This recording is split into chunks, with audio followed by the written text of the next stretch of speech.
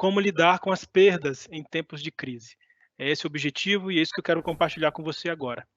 Nós não estamos vivendo apenas histórias de luto, nós estamos vivendo um tipo de luto coletivo. Não só por causa da Covid, principalmente por causa da Covid, mas não só por causa dela. Nós vivemos experiências em que pessoas queridas, amadas por nós, faleceram recentemente por várias razões, não apenas Covid. E sem dúvida alguma, essa sensação traz para a gente um sentimento de perda constante, de vazio. E não é fácil lidar com isso. Não é uma coisa fácil para lidar e nem muito menos previsível. Ninguém esperava que isso acontecesse. Mas como a gente está reagindo a isso? Como a gente está lidando com isso? Muitas pessoas estão sofrendo por conta dessa perda, das perdas que vem vivida, que vem experimentada. Eu posso dizer a você, caro colega, que eu sou uma dessas pessoas. Eu sou uma das pessoas que tem sofrido e que tem sentido de forma direta, pessoal, uma perda muito importante. No dia 4 de março, o meu pai faleceu. Faleceu, vítima de um ataque cardíaco, um infarto fulminante, na cidade dele, lá no Pará, no interior do Pará. Meu pai estava bem de saúde, a nossa grande preocupação era a questão da Covid, mas no final ele veio a falecer por conta do problema no coração. E foi tudo muito rápido, nós tivemos que sair daqui rapidamente de Maringá, conseguir um voo para Belém, e assim então participar e ajudar em todo o processo fúnebre, e o enterro, e o cuidado com a minha família, com a minha mãe. E não, situações assim, parece que não há muito espaço, nem muito tempo para você pensar tanto. Há muita coisa para ser resolvida e você vai resolvendo junto com a sua família. Mas com o tempo você vai sentindo mais esse luto, você vai sentindo a perda, você vai sentindo a ausência, o vazio que fica no seu coração. E Deus tem me ensinado a lidar com esse vazio. E é isso que eu queria compartilhar de forma muito rápida, breve com você, o que eu tenho aprendido com essa perda, que eu acho que pode ser útil para você também. Eu me baseio, essa reflexão numa situação em que Jesus viveu, muito drástica também. Jesus tinha uma família que ele era muito amigo dessa família. E essa família era composta por 3 irmãos, 2 irmãs e um irmão. Elas se chamavam Marta, Maria e Lázaro. Certa vez, Jesus, em direção a Jerusalém, eles moravam numa cidade chamada Betânia, perto de Jerusalém, esses amigos de Jesus.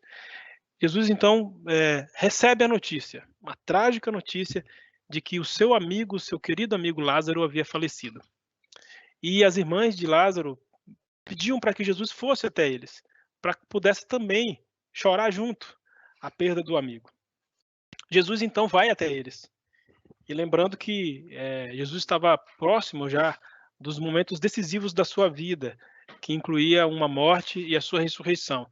Não era uma pessoa tão benquista, ele sabia muito bem que chegando perto de Jerusalém, o risco de que acontecesse alguma coisa com ele era real.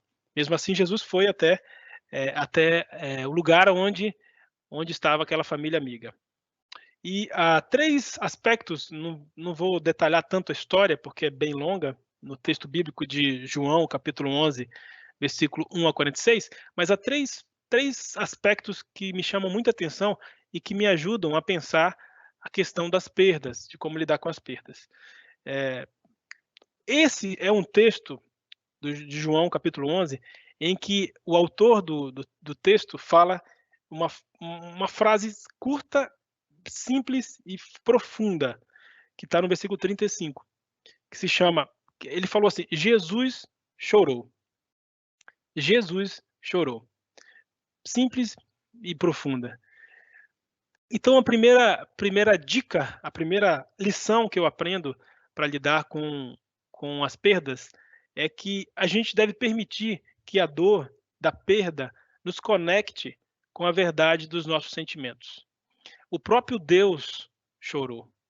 Nós cremos num Deus que chora, um Deus que chorou, um Deus que não abre mão dos sentimentos humanos, para mostrar o seu poder, para mostrar a sua glória, para mostrar a sua santidade. Então, quando nós nos permitimos sentir a dor, nós crescemos como seres humanos. Isso não é sinal de fraqueza, é sinal de crescimento. Assim, com o tempo, a gente vai tendo mais clareza e discernimento sobre o que está acontecendo e sobre a nossa própria vida. As lágrimas limpam os nossos olhos e os nossos olhares, e elas nos ajudam a enxergar melhor o que estamos vivendo. E Jesus dá esse exemplo, né? Ele derrama lágrimas verdadeiras em favor da humanidade. E esse episódio nos mostra isso. Jesus chega, encontra com Marta e com Maria, e ao saber e ao chegar no túmulo de Lázaro, vendo a comoção das suas amigas e dos amigos, ele também se comove e chora. A minha pergunta para você é: você consegue discernir os seus sentimentos nesse tempo de perda? Você fez esse exercício para discernir os seus sentimentos? Ou você tem fingido que eles não existem? Ou você tem tentado evitá-los? Tem medo deles? Eu gostaria de convidá-lo e desafiar você a não ter medo dos seus sentimentos, mas buscá-los compreender ao lado do Deus que chora. Não sozinho, mas ao lado do Deus que chora. Uma segunda pergunta que eu faço para você é: como o fato de crer em um Deus que chora ajuda você a amadurecer como ser humano? Você já parou para pensar que a fé que nós temos em Jesus Cristo é a fé em um Deus que chora? Como isso afeta a sua própria vida? Essa é a primeira lição que eu aprendo desse texto. Permita que a dor da perda conecte você com a verdade dos seus sentimentos. Uma segunda lição que vai nos ajudar a lidar com a dor da perda é a seguinte: confie no Pai. Confie em Deus que é Pai. Confie na paternidade divina. Para enfrentar a morte, o texto do no versículo 41 diz que Jesus levantou os olhos para o céu e orou. Ao fazer isso, ele faz pedindo para que Deus ressuscite, o Pai ressuscite Lázaro. Não porque Jesus não sabia que poderia fazer isso, mas para que todos que estavam ao redor percebessem, sentissem, experimentassem o poder desse Deus. E aí ele fala com Deus, tratando ele como Pai. Deus é Pai. Na dor, nós precisamos viver o acolhimento paterno. É mais do que conformar-se com a dor. Tem a ver com sentir-se acolhido. Há uma diferença. Há uma diferença entre você ter que enfrentar uma dor e ser acolhido no momento de dor. Nesse sentido, eu queria sugerir que a prática da oração é o melhor caminho. Orar não é um ato religioso apenas. É sentir a paternidade divina. Quanto mais nós falamos com o Pai, mais nós confiamos nele. E mais discernimos o propósito de Deus para a gente nesses tempos de crise. Então, falar com o Pai é uma relação profunda e libertadora. Ela nos liberta, inclusive, de nós mesmos, da nossa orfandade como ser humano.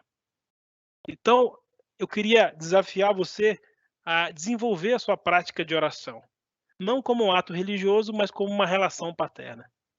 E você tem se sentido acolhido pelo Pai? Deus é Pai para você? Ou é uma pessoa, um tirano, uma pessoa estranha, uma pessoa que tem todo o poder, mas que não tem o aconchego paterno? Eu acho que nos momentos da dor e da perda, nós temos uma grande oportunidade de nos reconectar com a paternidade divina e de aprender a viver com esse Pai nos acolhendo.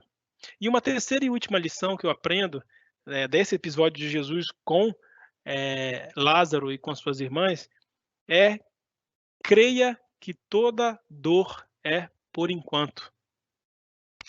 Lázaro morreu, mas Jesus o ressuscitou.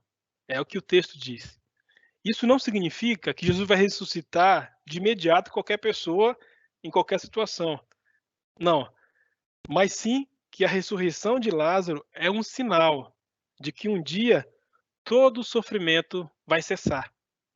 Porque o próprio Jesus fala no versículo 25 que ele é a ressurreição e a vida.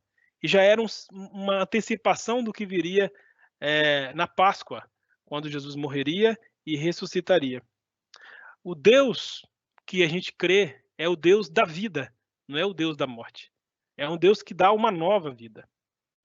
A Bíblia não conta, por exemplo, que Lázaro viveu para sempre depois que Jesus o ressuscitou. Provavelmente ele morreu, como qualquer pessoa, qualquer um de nós, né, vai morrer.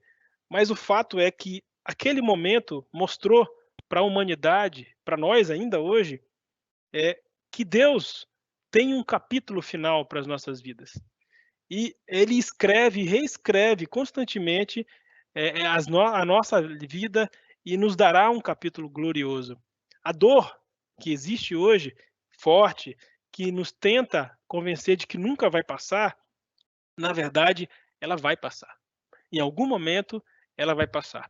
Não porque nós somos fortes, mas porque Deus nos dará o consolo que a gente precisa para enfrentar essa dor.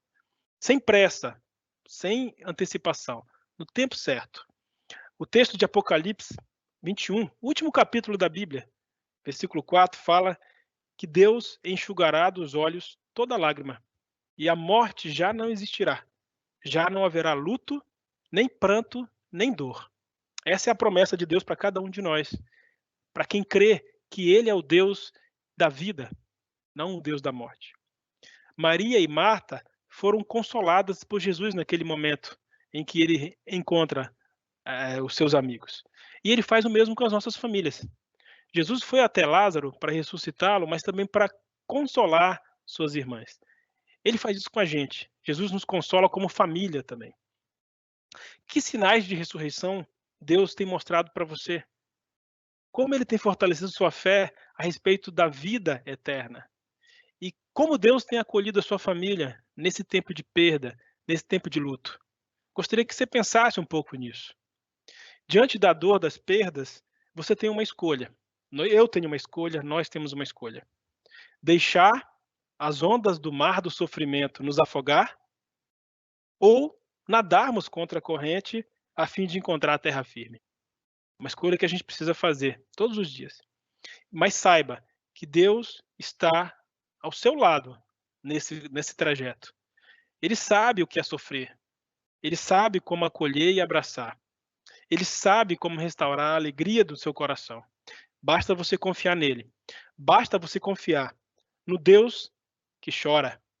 Basta você confiar no Deus que é Pai. E basta você confiar no Deus da vida e não da morte.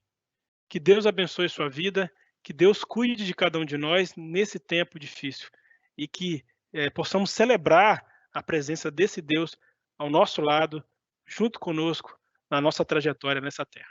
Que Deus abençoe vocês.